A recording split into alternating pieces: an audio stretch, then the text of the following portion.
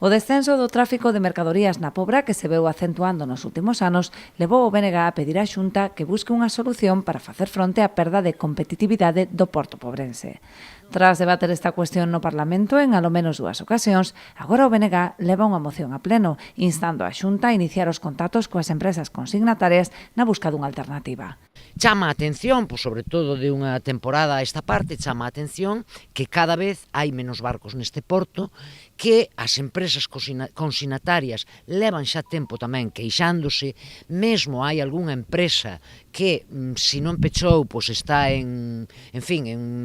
trazas de pechar, e tamén non temos que esquecer que hai postos de traballo de estibadores, máis de 100 postos de traballo en este momento no Porto da Pobra que están en xogo. Bueno, nós diante de todo isto, insisto, que xa o levamos varias veces ao Parlamento, queremos tamén que o Pleno da Corporación se pronuncie a respecto, primeiro, de que a Xunta de Galiza, a pesar, insisto, de que isto se levou varias veces ao Parlamento, a Xunta de Galiza non se puxo en contacto coas empresas consignatarias, non se puxo en contacto co Concello. Portos de Galiza, hasta donde nós sabemos, non ten feito nada para tratar de incrementar os tráficos neste porto. Aínda que non é a única causa, consideran os nacionalistas que a falla de servizos no porto pobrense contribúe tamén á caída das descargas. Por esta razón piden a Portos de Galicia os investimentos necesarios para as instalacións portuarias, que levan anos sen afrontar melloras. Portos de Galiza ten este porto absolutamente abandonado.